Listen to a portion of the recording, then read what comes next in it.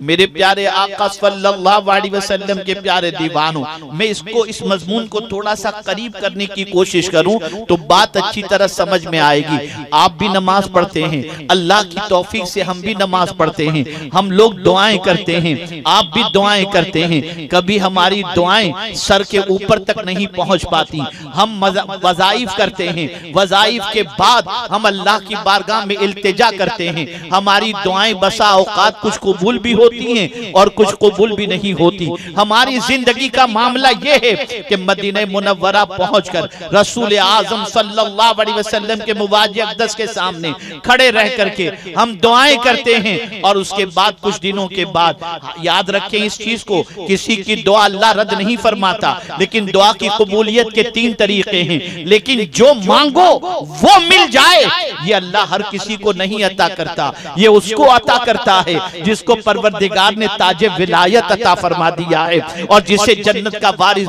बना दिया है।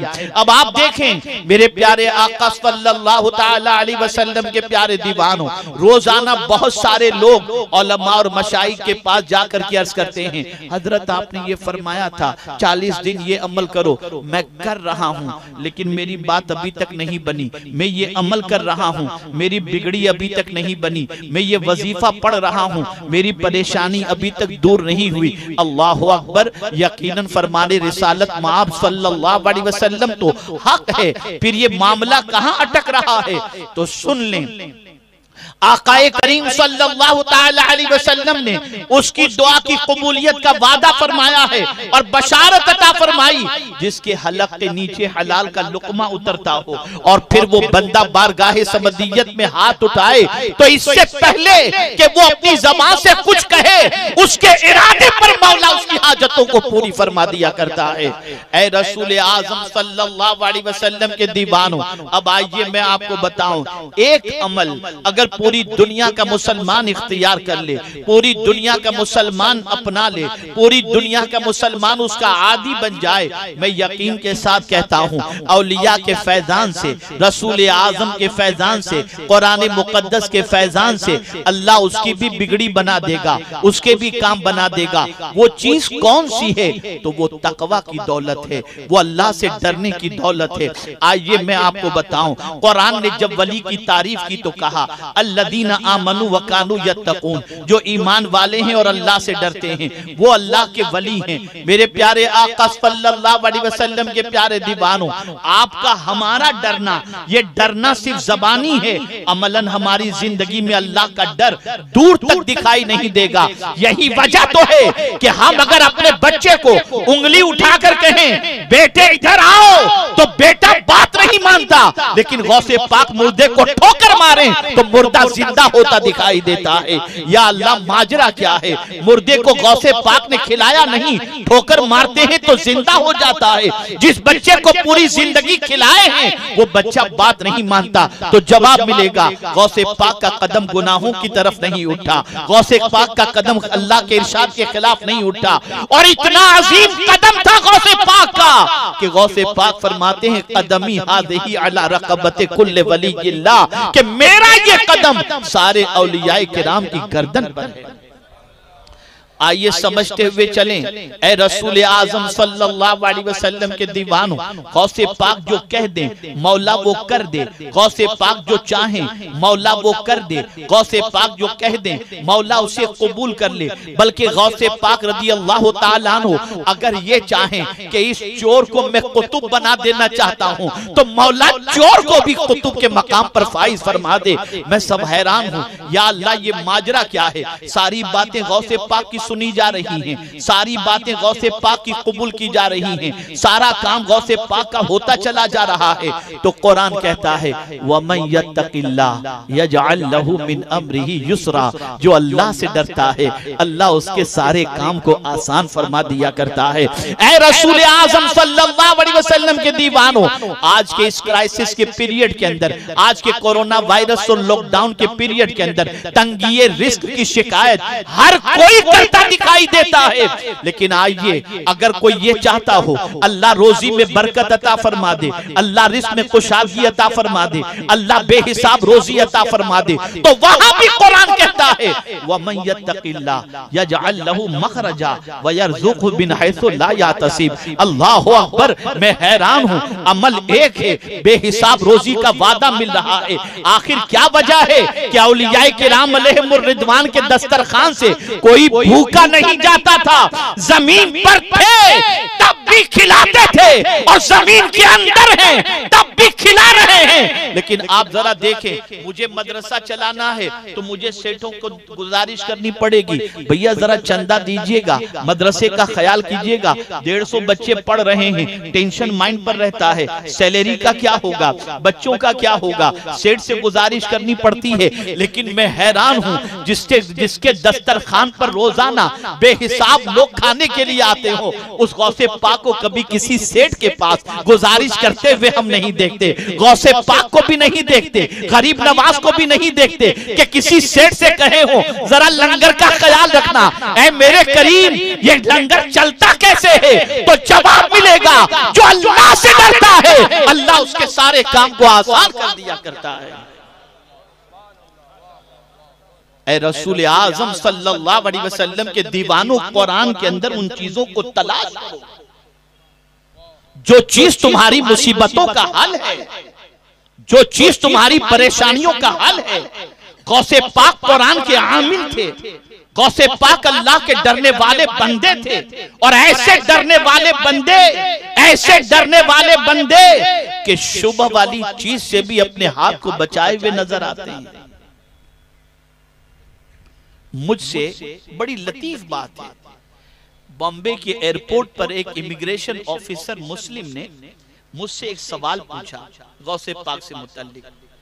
उसने मुझसे ये सवाल पूछा कि हजरत ये बताइए कि हमारी नाइट शिफ्ट अगर होती है, 2 रातें हम जग लेते हैं तो फिर चलना हमें दुश्वार होता है, पैर लड़खड़ाने लगते हैं, तबीयत में बदमज़गी पैदा हो जाती है। हजरत ये बताइए, ये अल्लाह वाले और खास तौर पर गौसे पाक 40 साल तक इशा के वुजू से फजर की नमाज उन्होंने अदा की, तो क्या उनके पैरों में लड़खड़ाहट या उनको नकाहत नहीं होती? ये सवाल उसने पूछा। तो मैंने कहा बेटा, मुझसे ही बैठ है, तो मैंने उससे कहा बेटा जैसा सवाल है इंशाअल्लाह उसके मुताबिक मैं तुम्हें जवाब दूंगा। उसने कहा हजरत फरमाएं।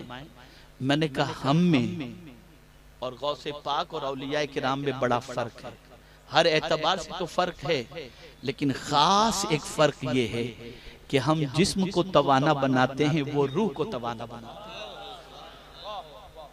हम जिस्म को ताकतवर बनाते हैं, वो रूह को ताकतवर बनाते हैं। और याद रखना, जिस्म पर हुकूमत रूह की है, रूह पर हुकूमत जिस्म की नहीं है।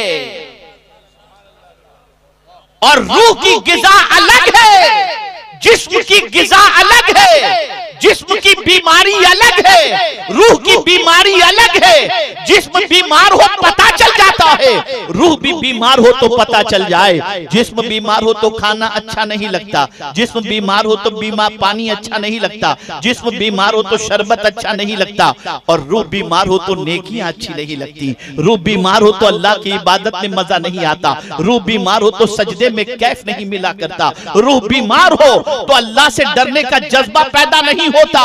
ऐ रसूल आजम के दीवानों, जिस्म को तवाना बनाने के लिए इंसान टॉनिक इस्तेमाल करता है, और रूह को तवाना बनाने के लिए कुरान की तिलावत करनी चाहिए, सजदा करना चाहिए, बंदगी रब करना चाहिए, रोजे रखने चाहिए, अल्लाह की इताअत करनी चाहिए, हलाल ग़िज़ा खानी चाहिए। मैं पूरे चैलेंज के साथ कहता हूँ, जरा रूह को तवाना बनाने की कोशिश करो, जरा रूह के इलाज की कोशिश करो, जरा रूह के सिलसिले में मेहनत और मशक्कत करो, तो पता चलेगा। मेरे प्यारे आका सल्लल्लाहु तआला अलैहि वसल्लम के प्यारे दीवानों, तो अर्ज ये कर रहा था, एक अमल है। और मैं जब कुरान का मुताला और रसूल आज़म सल्लल्लाहु अलैहि वसल्लम की सीरत को पढ़ता हूँ तो मुझे हैरत होती है कि इस एक अमल पर इतना उभारा गया है, तकवा पर इतना उभारा गया, इतना उभारा गया, इतना उभारा गया कि हद तो ये है कि तकरीब निकाह की है,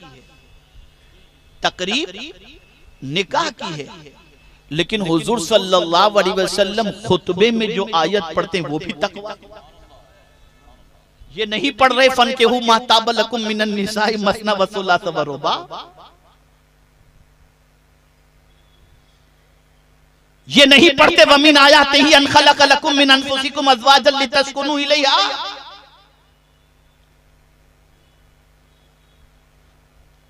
तकरीब निकाह की हो रही है और हुजूर आयत पढ़ रहे या अय्युहल्लज़ीना आमनू तक़ुल्लाहा हक़्क़ तुक़ातिही वला तमूतुन्ना इल्ला व अंतुम मुस्लिमून।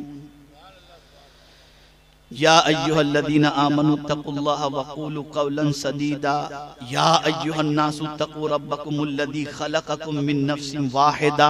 या अल्लाह, ये तक़वा हर जगह क्यों लाया जाता है? तो जवाब मिलेगा, रब ये चाहता है कि बंदा एक अमल का आदी बन जाए, उसकी पूरी दुनिया और आखिरत संवर जाए, दुनिया भी संवर जाए और आखिरत भी संवर जाए। मेरे प्यारे आका सल्लल्लाहु तआला अलैहि वसल्लम के प्यारे दीवानों, अब आइए थोड़ा सा और समझाता हुआ चलूं कि क्या गौसे पाक की मोहब्बत काम आएगी, क्या परवरदिगार के मुकर्रब बंदों की मोहब्बत काम आएगी, क्या गौसे पाक की महफिलें काम आएंगी, क्या गौसे पाक रज़ी अल्लाह तआला अन्हु की याद काम आएगी? तो हम देखें, जन्नत का वारिस अल्लाह ने मुत्तकी को बनाया।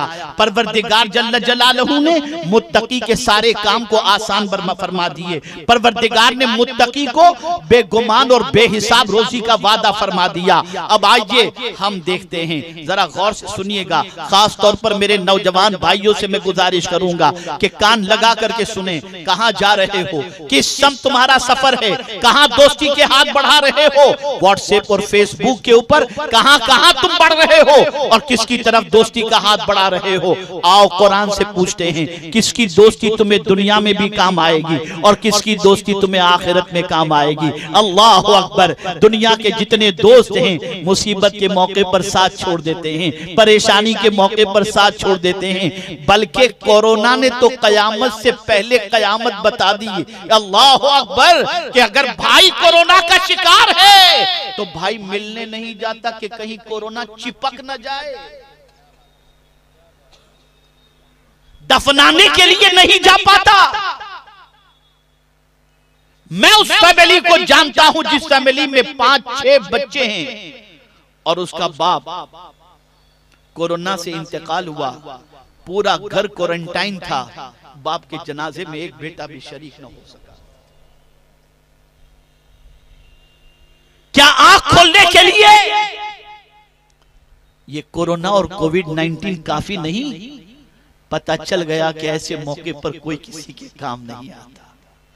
जब यहां कोई किसी के काम नहीं आता तो वहां के हवाले से तो कुरान ने कह दिया, वाज़ेह लफ्जों में कह दिया कि कयामत के दिन बेटा बाप से भागेगा, बाप बेटे से भागेगा, माँ बेटे से भागेगी। कयामत में तो कोई किसी का नहीं होगा, बल्कि परवरदिगार फरमाता है वकुल्लुहुम आतीही यौमल क़ियामत फरदा। हर शख्स कयामत के दिन तन्हा आएगा। तो जब दुनिया में हमने देख लिया कि इस छोटी सी दुनिया के अंदर मुसीबत में हमारे कोई काम नहीं आता, तो कयामत की जब नफ्सी नफ्सी की कैफियत होगी, यहां तक फरमाया गया कि मां अल्लाह की बारगाह में अर्ज करेगी, मेरे मौला मेरे बच्चे को फिदिये में ले ले, इसे जहन्नम में डाल दे लेकिन मुझे जन्नत में डाल दे। मां कहेगी अल्लाह की बारगाह के अंदर। जिस बेटे की परवरिश में मां ने अपना सब कुछ खर्च कर दिया, वो मां कयामत में बेटे से कोई तवक्को भी नहीं रखेगी और न बेटे की परवाह करेगी। एक दूसरे से भाग रहे होंगे, एक दूसरे की पहचान नहीं होगी। उम्मुल मुमिनीन हजरत आयशा सिद्दीका रज़ी अल्लाह तआला अन्हा ने आकाए करीम सल्लल्लाहु अलैहि वसल्लम से दरियात फरमाया, तो सरकार सल्लल्लाहु अलैहि वसल्लम ने यही फरमाया कि कयामत में लोग नफसी नफसी में होंगे, एक दूसरे को कोई देख भी नहीं रहा होगा, सबको अपनी फिक्र होगी। लेकिन कुर्बान जाइए मेरे रब की अजमत पर कि हुजूर के सदके में मेरा मौला इस उम्मत पर करम फरमाकर वहां भी काम आने वालों की निशानदेही फरमा दे कि अगर तुम ये चाहते हो कि वहां भी तुम्हें कोई काम आए तो आओ मैं तुम्हें निशानदेही कर देता हूं। जब कभी दोस्ती या मोहब्बत का चिराग जलाना चाहो तो सीने में उसकी मोहब्बत का चिराग जलाना जिसकी दोस्ती के हवाले से मैं तुम्हें निशानदेही करता हूं। तो कुरान ने क्या कहा, अल अखिल्ला यौमइज़िन बअदुहुम लिबअदिन अदु इल्लल मुत्तकीन। कयामत के दिन बाज जिगरी दोस्त दुश्मन बन जाएंगे, दुश्मन बन जाएंगे, लेकिन जो अल्लाह से डरने वाले बंदे होंगे और उनसे अगर कोई मोहब्बत करता होगा तो कुरान कहता है कि वो दुश्मन नहीं बनेंगे, वो तो उस वक्त तक जन्नत में कदम न रखेंगे जब तक कि अपने मानने वाले को अपने साथ लेकर के ना जाए।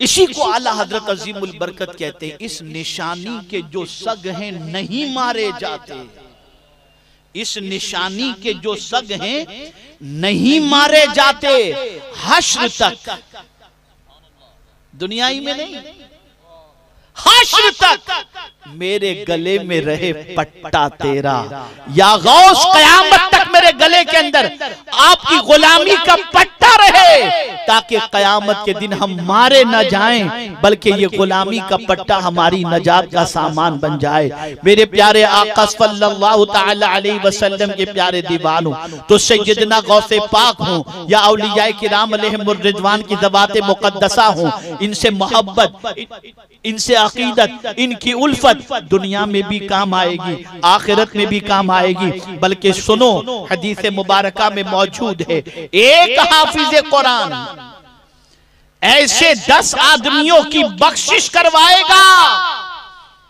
जिन 10 आदमियों पर जहन्नम वाजिब हो चुका होगा।